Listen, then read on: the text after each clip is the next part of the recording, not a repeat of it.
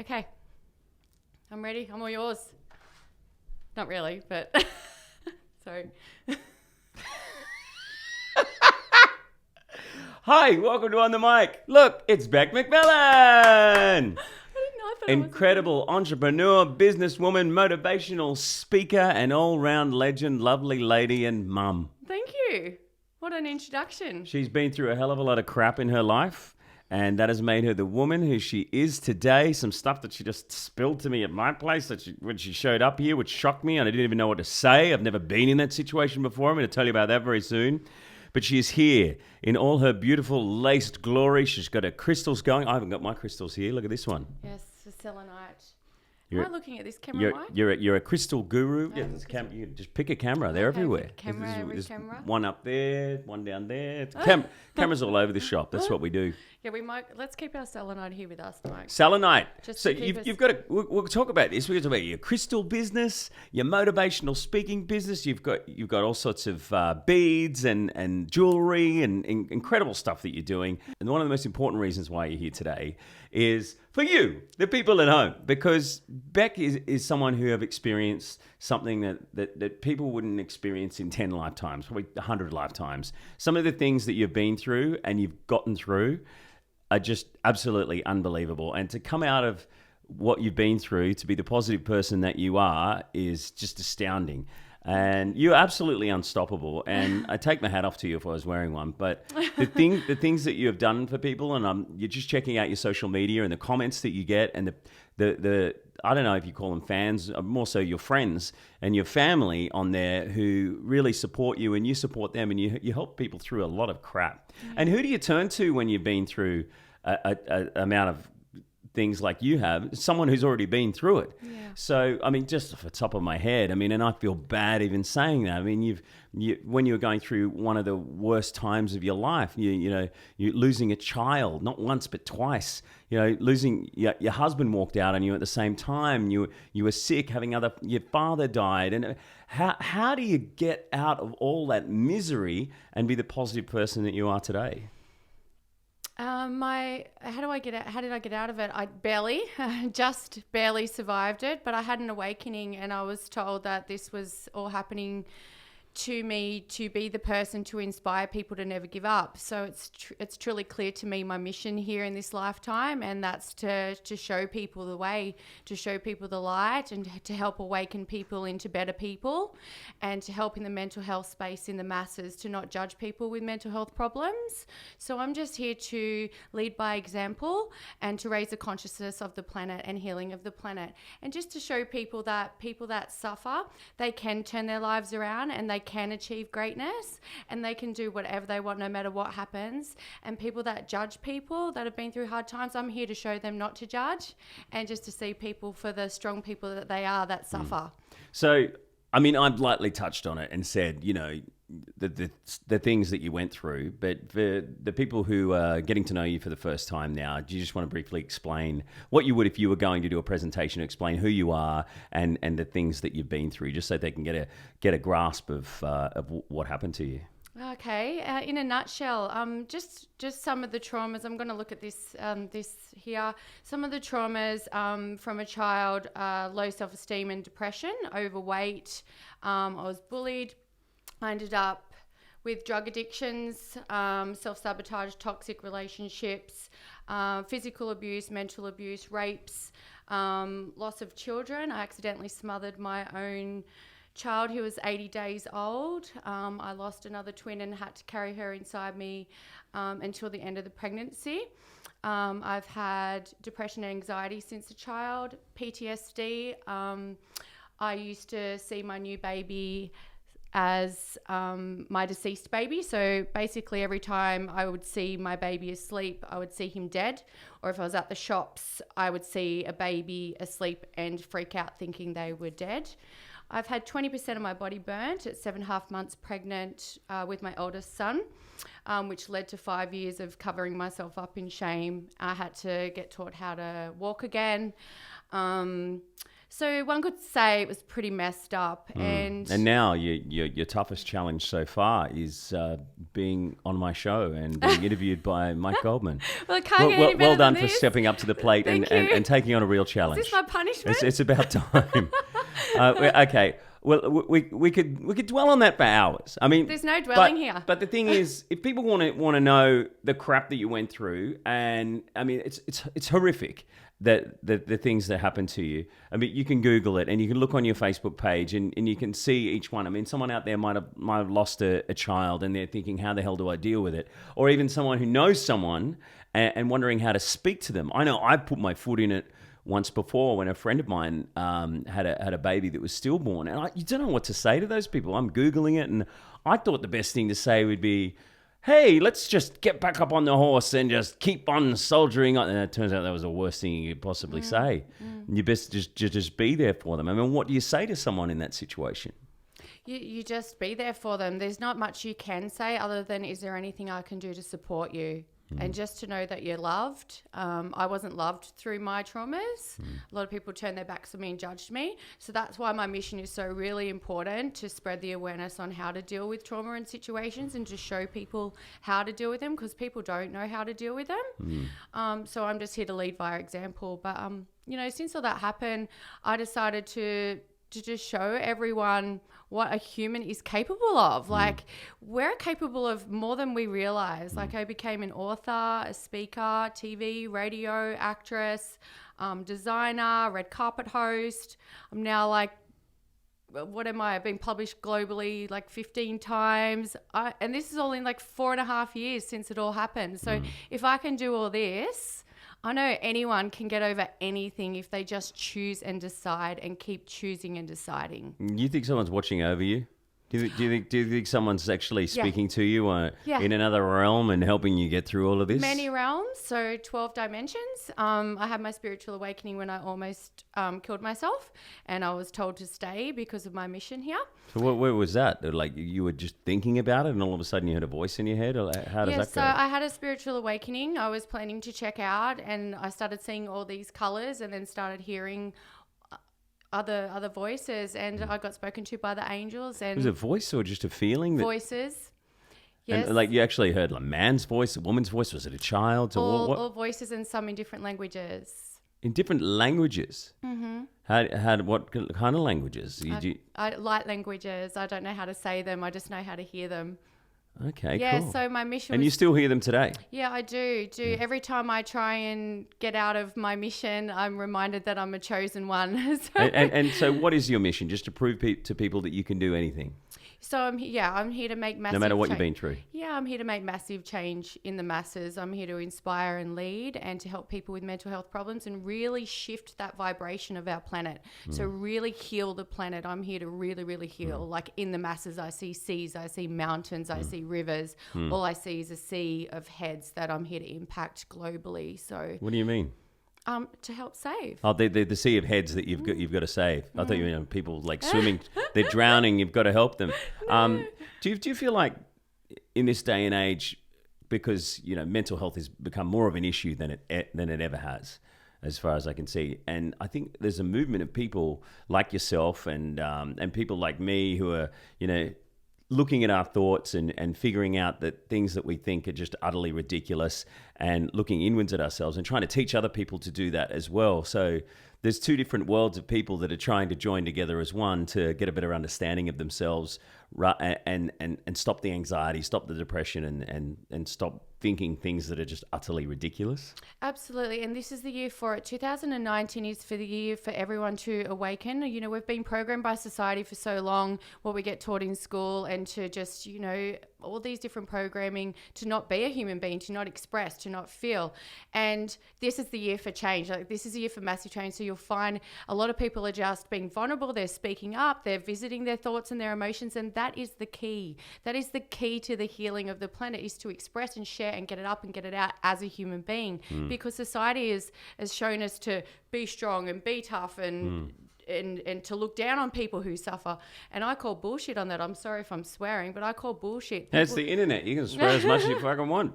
People who suffer are actually strong. People who suffer should be looked up to, because we're all human beings, and we've forgotten who we are. We've got to talk, we've got to connect, we've got to hug, we've got to kiss, we've got to laugh, we've got to do all these things that society has squashed for us, and it's time to wake the fuck up. And would you say that's the number one thing that people need to do if they are going through anxiety, depression, or dealing with something pretty full on in their life, is just to talk about it? Because a lot of people, I know when I was a bit upset about something that might have happened in my life, whether it was, a relationship breaking down or, parents breaking up or whatever as a kid, you sort of go into your own shell, and the depression and sadness just grows. But when you got someone to talk to, it helps get things off your chest, and too many people don't talk about stuff. Absolutely. I mean, I like both. I like the yin and yang of that. Going within is very, very powerful. So if I have a message for anyone today, going in is very important as well, because you do have the wisdom within yourself, but also going without and finding that yin and yang to be able to express. So it's a matter of flowing the energies of going in and out and in and out and in and out, not keeping it all in, because then that's stagnant and gets stuck. Yeah, so what you're saying is, that bad energy that you're feeling, keeping it in, it's just going to grow like a ball of it needs a release. Sadness. And the best way to release it is, express it. Express it and get out there and, I find if I'm a bit depressed and down, I got to get out there and sweat as well. Amazing. And exercise. I mean, you used to be a personal trainer. I wasn't a personal trainer, but I was right into my fitness. Yes. Yeah, right into your fit. Almost a personal trainer. Isn't Yeah, everyone a personal trainer nowadays when they're right into their fitness? And so it does help when you get out there and serotonin. The serotonin, and you just start sweating it out. Moving your body, sweating it out, getting active. But there's also ways if you don't want to do that. There's yoga, there's sound therapies, there's essential oils, there's music, there's inspirational quotes. But if I could give one big advice is learn to inspire the shit out of yourself. Mm-hmm. That's what I did. Going within and learning to inspire the shit out of myself. When everyone left me during my traumas, I had to learn to inspire the shit out of myself. You got to drag yourself out of it, don't you? Yeah, Even if other people are talking to you and you do have a support group around you, you still have to drag yourself out of it. You've still got to write lists of all the great things in your life. And even if you think that there's nothing great in your life, there always something is. And that either the most basic of things would be you're alive. And like you said, you can do absolutely anything. And the only thing that's stopping you is you. You've just got to keep choosing, deciding to choose. Choose to decide to choose. That's my recipe. All right. So every day, no matter what happens, you decide to choose, and you choose to decide, whatever it may be, just getting out the front door. I've been in situations where I had such social anxiety. I used to disguise myself as a man just to go to Woolworths because I hated myself that much. I was getting bullied. What? Yeah. I was getting bullied. Really? I was getting bullied after You'd have been a hot-looking bloke. Oh, thanks, Mike. I didn't wear the red lipstick or have the hair. Did you have any gay dudes try and crack onto you? No, because I was in the shops going like this. Stop it. What did you wear when you dressed as a dude going to Woolworths? Just trackies and a hat, and I put my head up and no makeup on and just really have my head down. How far did you take to talking to deep voice? Like, hey, no. I'd just like to buy this milk and this bread, please. This is what an inappropriate moment. This is true. This is stuff that we need to know. No. I've dressed as a woman before, but probably to be noticed, not necessarily to go incognito. So, man, you've been through so much, and the social anxiety thing is something that affects a lot of people.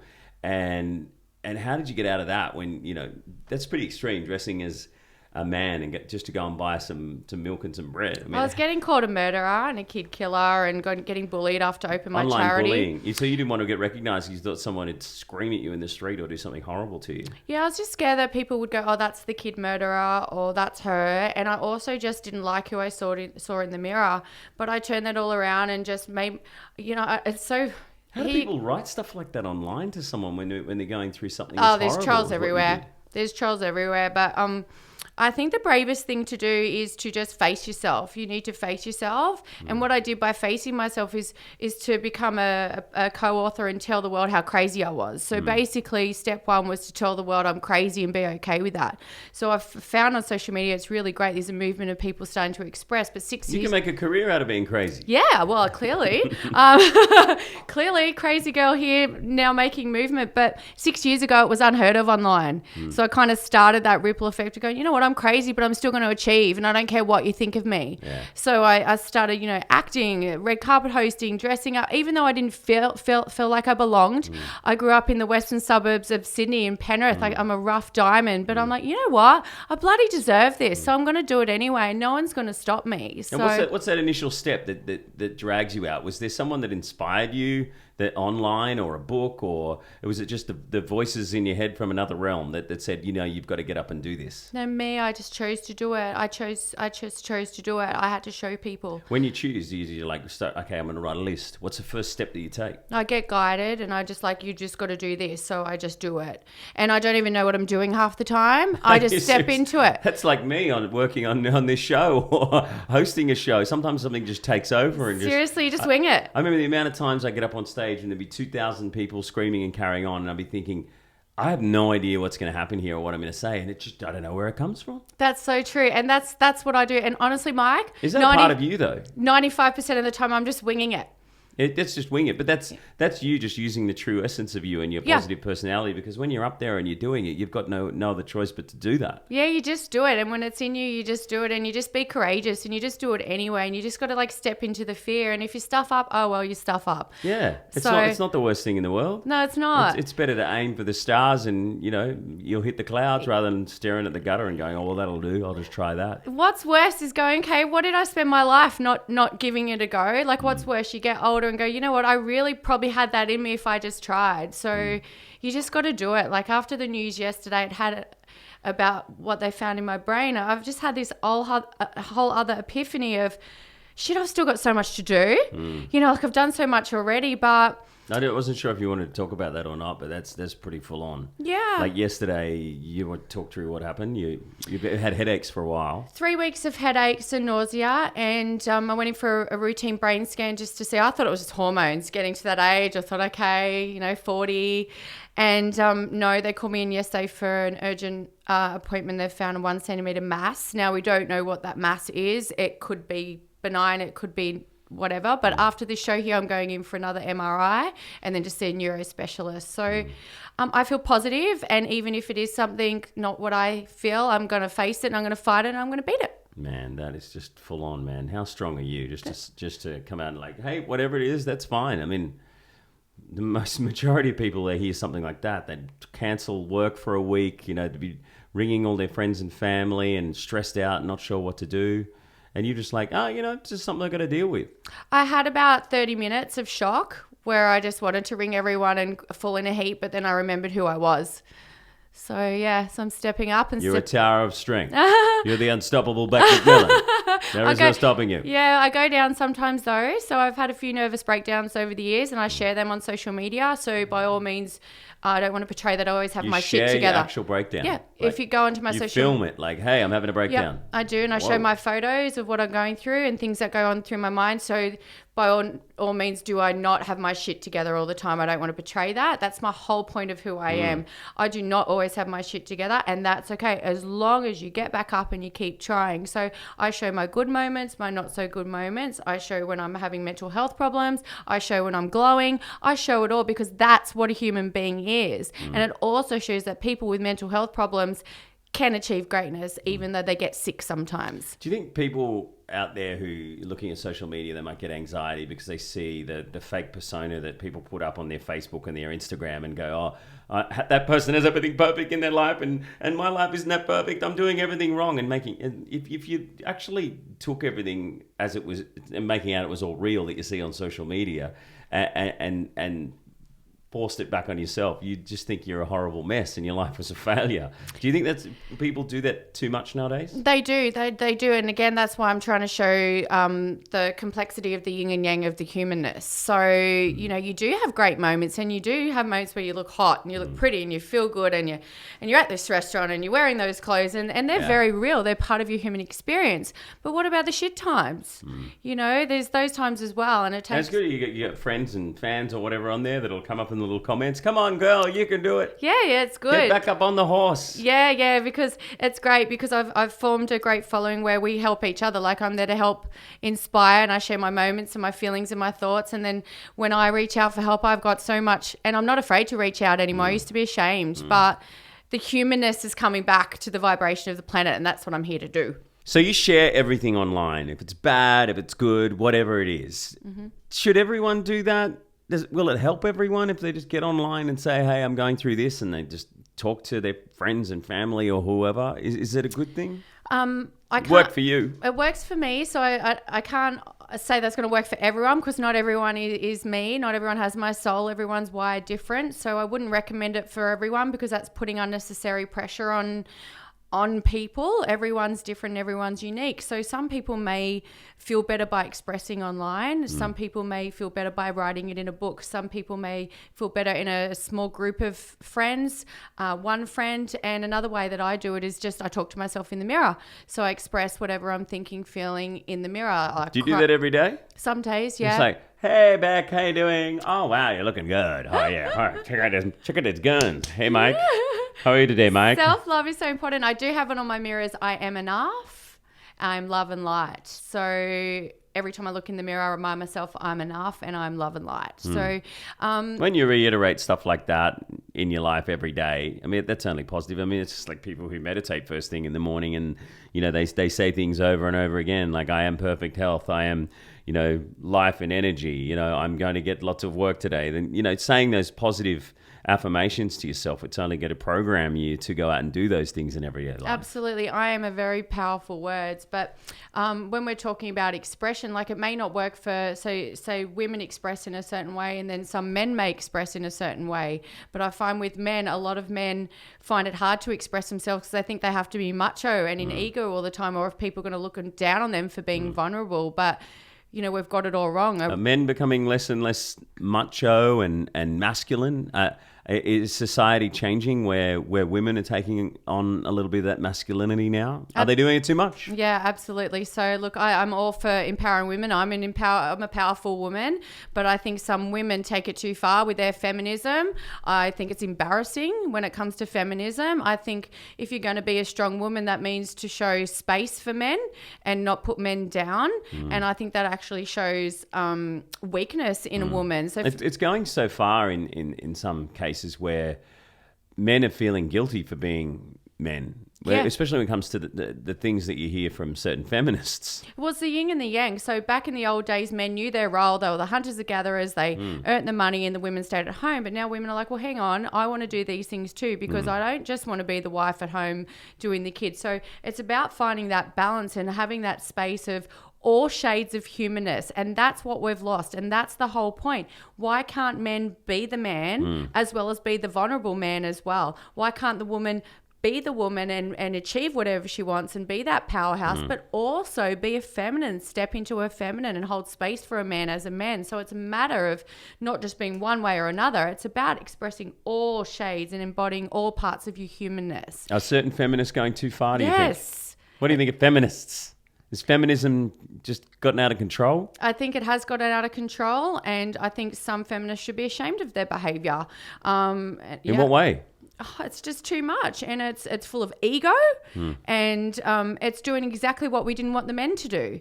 So why do they behave like we didn't want the men to behave? I just think it's a contradiction. I think women can be beautiful, powerful women and still hold their feminine rights, but still hold high respect for men and space for men as well. I just think some of them just go too far. But guys are still, you know, got to be courteous. You know, still got to open the door for the ladies, be gentlemen. Yeah, can I find one of them, Mike? That's never going to go away. I mean, I don't think those roles are going to change where the lady's going to start opening the door for the dude. Is it? Or is that okay? No, I mean, I don't know. Is it okay? Look, each to their own. I can't imagine me opening a door. I can cook and clean and do all those amazing things. I don't know about opening a door, but these day and age, do men still open the doors? yeah, man, I do. Oh, that's so That's sweet. one of the things that my fiance liked about me. She opened the door for me. That's so sweet. But she didn't realize I actually thought she was driving. And I'm like, what do you do? Oh, yeah, okay. No, I'm So joking. you winged it. You winged it and ended up winning. So it's all about winging it. But look, I think there shouldn't be a set title. But if men actually stepped into their vulnerability and started opening doors more for women, that would be so beautiful and amazing for women to go, I actually really appreciate this energy from a man, and maybe have a bit more respect for men, because I feel like women have lost respect for men because they've stepped into their egos and they cheat and they lie and they treat women like hey, poo. whoa, Hang hey, on. hey. Let me finish. Not all men, but there are men out there in society that have gone down that realm and down that road of Yeah, but women have done that too. that's right. It's happening more so, do you think, with more women are doing that? Because Than they women used now, to? women, where back in the old day, you would open the car door and you would treat them with respect and all the things. There's not that many out there like you, Mike. So I'm just saying. So Oh, yeah, I'm a keeper. so women, I think women have got the shits with the fact that they don't get treated like the old days, I guess. So now it's just like anti-men. There's the feminism. There's the thing. So the balance of the yin and the yang, again, there's the key to raising love of the planet, finding that balance of mutual respect of all humanness. That you've just summed it up in one. Finding the balance of the mutual respect of all humanness, but you can still be a man, and have a deep voice and hair on your chest. And you can still be a woman and have a deep voice and hair on your... No. Or can you? I mean, when you look at people like, Caitlyn Jenner, who, never had the snip and tuck, just decided that he wants to start wearing dresses now and be identified as a woman. Mm-hmm. Like, what do you think of that scenario? Each to their own. So I believe transgenders, gay. He's not transgender though. No, I know, but he's just a man in a dress I'm just that wants to be referred to as a woman. Talking about humans that are born a certain gender but are pulled to express themselves or be with the opposite gender. So I just feel it's the imbalance of energies as well. So what about if a little kid boy starts playing with dolls and the parents are, freaky hippies from Byron Bay that don't immunise their children and they're all alternative and they think, oh, our boy's a girl, quick, let's have a sex change. Oh, wow, that's a big statement. So, again, I think each to their own. Do you think they should wait until the kid's older, or do you think it's something that it's happening too early now? I think it's up to each and every individual. Everyone has a soul contract when they come into this lifetime. So basically, you've come into the lifetime. We all have different lives, right? So we keep coming back. We keep coming back to learn the lessons. So obviously, this lifetime, that particular family has chosen to explore this destination. So I'm pretty sure I played with dolls a few times and maybe even put on a dress, but I sure as hell know I didn't really want to be a girl. But that's you. But what if my parents were like that, where they went, oh, look at him. He's a she. We need to sort that out. We need to put him on hormones or something like that. I think that shouldn't be allowed. Yeah, again, so I don't know if that is allowed. Is that legal? Or there would be legal. Man, it's happening. Is it happening? That shit's happening. People are converting their child just because they think that it's meant to be a girl or is meant to be a boy. I believe someone will always find their way back to their true selves. So even if it does happen for these years of the life and that's the road they go down, if someone's truly meant to be in the male entity, then they will find themselves But not if the back. decision's made for you when you're a kid and That's right. you're being fed hormones because your parents thought that you were, meant to be a boy or meant to be a girl. That should be, later on in life, because there's no going back. When you've been fed all that stuff, when your body's developing, There is going back, so there's ways to detoxify yourself but when from that. when your body is, when you're young and when it's forming and you're forming as a man or you're forming as a woman in your body, no matter who you feel like you are, I mean, it's harder to go back when all of a sudden you're growing boobs or having female hormones put into your body when you're a boy. It's just another form of, I guess, like the kids that are molested or around families that, drink or take drugs or don't speak nicely. It's just another form of an upbringing that can traumatize your adulthood. Yeah. So I think that's something that we just need to be careful of. I mean, I'm all for people, changing their sex if doctors agree on it. The person agrees on it, and it's not a mental health issue or some other contributing factor. Maybe. By all means, do that and have your sex changed, but not if you're really young, giving a little kid hormones. No, I don't think that's right. I didn't know that was happening. But again, look. I mean, there are some cases where there's a story about a young when people can be born with a penis and a vagina, and then parents have to make that choice. I mean, what a horrible choice that you'd have to go through. And what do you do? Do you wait until the kid's 6 or 7 and then decide, or do you just do it straight away when they're born? I would sit with that and I would ask for the answers. So for me, because I'm gifted, I would get the answers on what to do. So I would just ask for the answers and just trust the intuition of it all. What I was getting to is should I have been a girl? Can you tell me? No, you're definitely a man. I'm definitely a man. You're definitely a glad man. I finally figured it out at age 46. Okay, we're getting real deep and political here. Yes. So anyway, you're traveling around, you're styling people, you've got your jewelry company, you're motivational speaking, you're talking on the red carpet, you're acting. So much stuff is happening in your life. It's nonstop. How do you calm yourself and calm your brain and switch off? Well, I do love a good glass of red wine, but that's not the answer, guys. Oh, it's funny you should say that, because I have a special gift for you right now. It's the latest bottle of 2014 Hunter Valley Goldman Wine Shiraz, available at goldmanwines.com. Is that golden wine from Mike Goldman? No, not Mike Goldman. It's actually my cousins. My second cousins, they're in the Hunter Valley. And is that so? But that's the Goldman brand? Yeah, Wow. they Michael Goldman is his name. He used to be one of the bosses at Tyrrell's, and his other son worked there, and they went out and started their own thing, and Thank you. And it's absolutely smashing. It's winning awards, and it's one of the best wines you could ever try. I'm sorry, I stole the moment because you talked about wine to give you a gift, because you gave me this beautiful tiger's eye thing. We just love each other already. Yeah. How do you switch off? Yeah. Okay. So how do I switch off? Some nights let's just be honest here. Some nights I find it really challenging. Because my mind is I'm very creative, so I'm always creating in my head, and any other creatives out there will understand what this is like. But this tool's for me as in these apps that I listen to. So I love Mind Valley, these calm apps. I go on YouTube, and I decided instead of getting trapped in my own thoughts, sometimes when I'm ticking over, I'll listen to inspirational videos. I listen to other success stories that I may be interested in. And another thing, when I'm suffering mentally and getting to that moment of poor me or why me again, people with, I suffered from intrusive thoughts for a while there, where I couldn't control the thoughts in my mind. They would just come in, and then they weren't even my thoughts. And so how I got about that was I found inspiration of people with Tourette syndrome.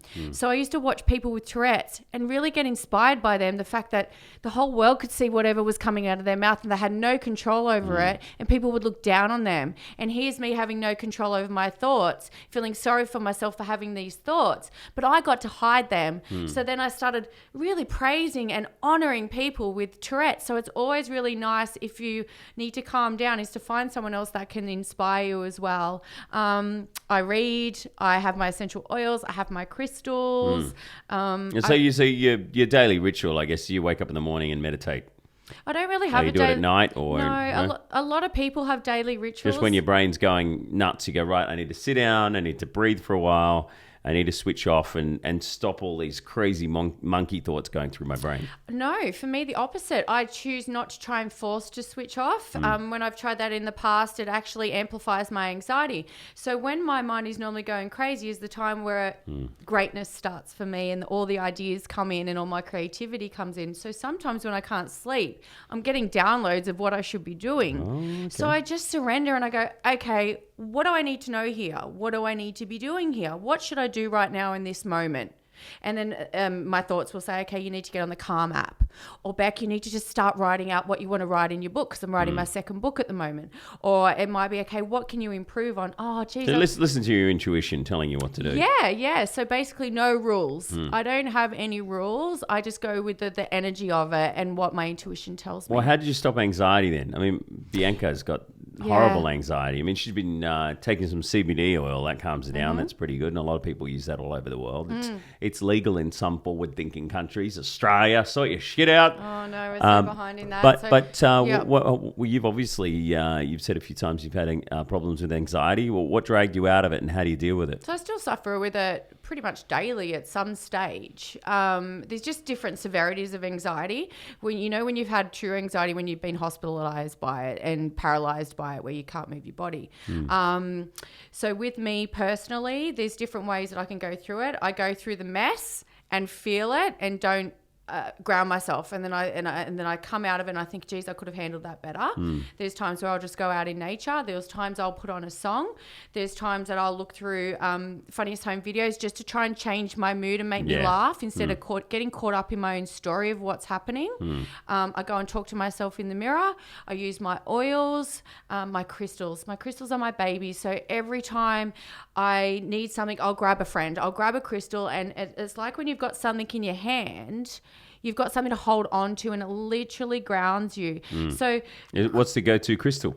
Oh, amethyst normally for me, and I love rose quartz as well. So are you wearing it right now? No, that's clear quartz. No, is it? Yeah. Oh, so what's that on your fingers? Is that Clear rose quartz? Clear quartz. Yes. What's the clear quartz doing for you? Clear quartz is bright white light protection energy. So it just keeps a really good protective energy field around me. And it also amplifies whatever other crystals I'm wearing, like a battery. So basically, if you had a bowl full of crystals and you put a clear quartz in the middle, it actually recharges the other crystals around it. So this is just a really pure white light energy. So did you know an interesting fact? The computer and radio would not be made without clear quartz crystal. Really? How's it use The transmuting. Yeah.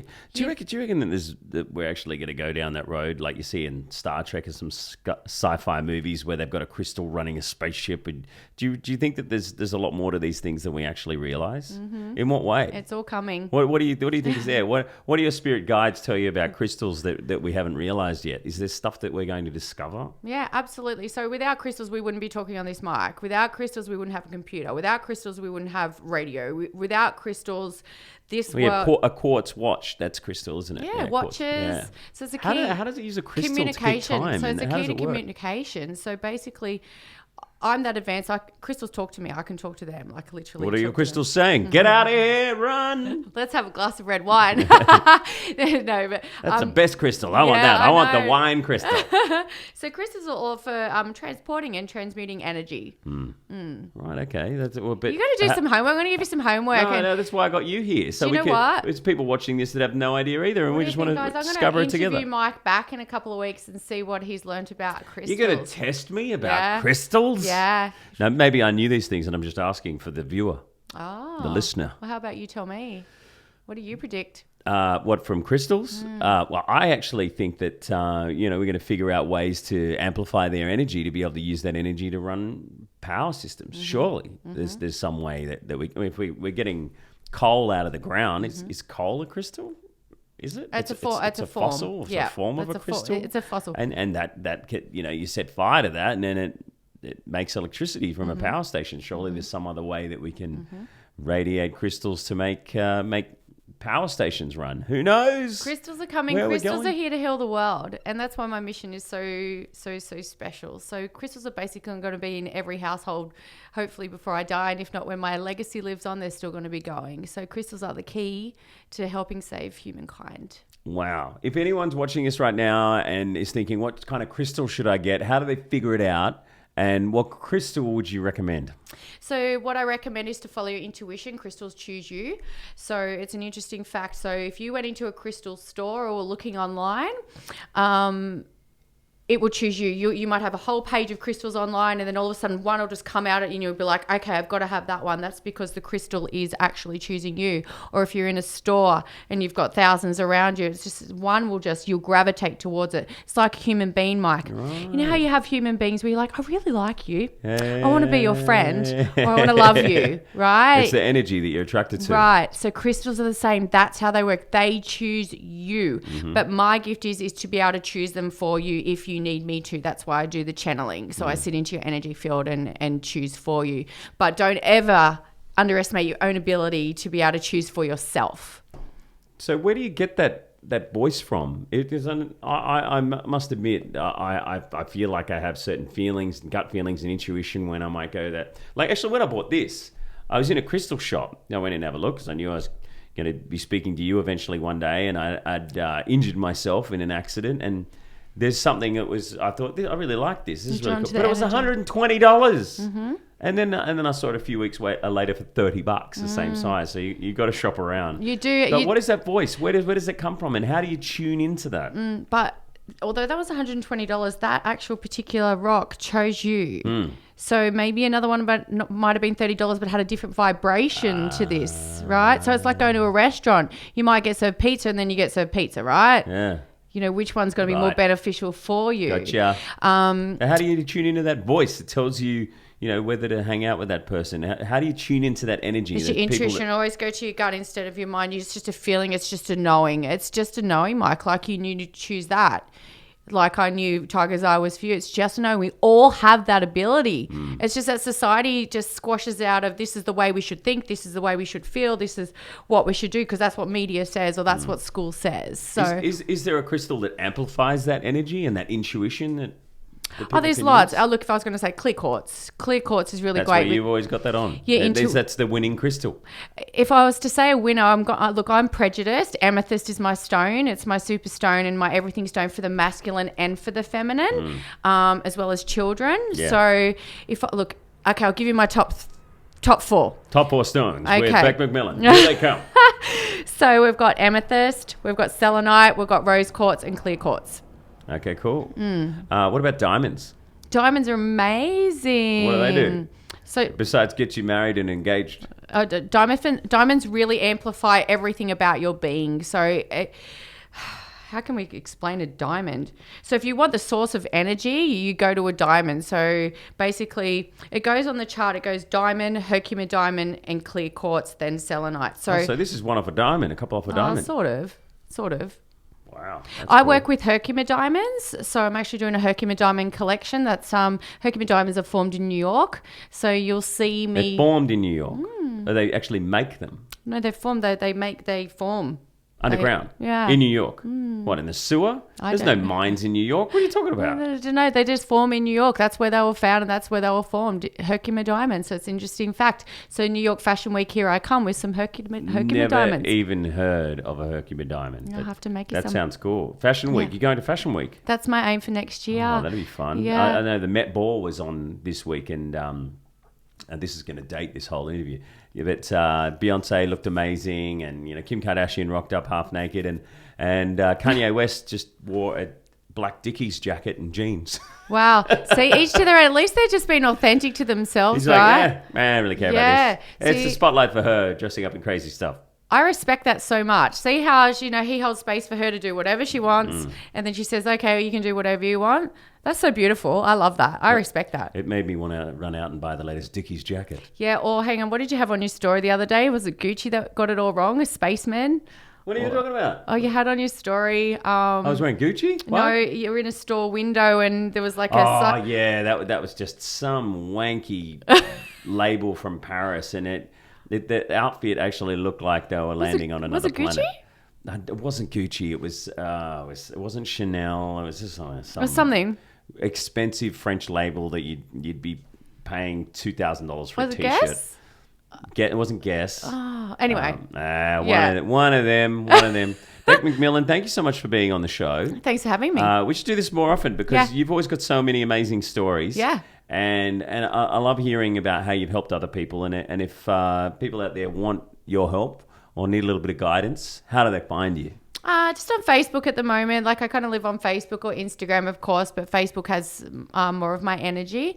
There's lots coming up for me this year, as in I'm getting back more into speaking, and there's a certain front cover of a magazine coming up that's going to be everywhere in Australia and overseas. So there's some exciting stuff coming up really, really soon for me. And follow me on Facebook. Bec McMillan on Facebook. What about your Instagram? Don't you want a few people to go there? Yeah, go to my Instagram. Go to Instagram, go to Facebook. Don't have a website or anything. I'm just too busy for that. Busy for that. And where do they buy your stuff?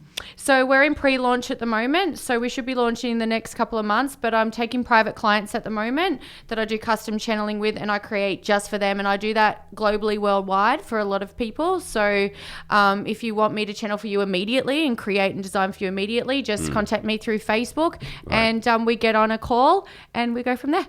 Nice. Bec McMillan. Mike. Crystal guru to the stars. She ain't no witch. Is witchery a real thing? I'm a cool witch. I'm a cool witch. Are you a witch? I go all right. Are you a witch? I'm a super witch. You are a witch. Yeah. We used to burn people like her at the stake. Yeah, I think I've been burnt before in a past life. Thanks, lovely. Thank you. The Witchery podcast is a whole nother realm. Yeah, we'll do that next time over a glass of red, right? Yeah, we need to drink more on this show, I think. Thanks so much, lovely. You're great. Appreciate it. Awesome. Back to Macmillan.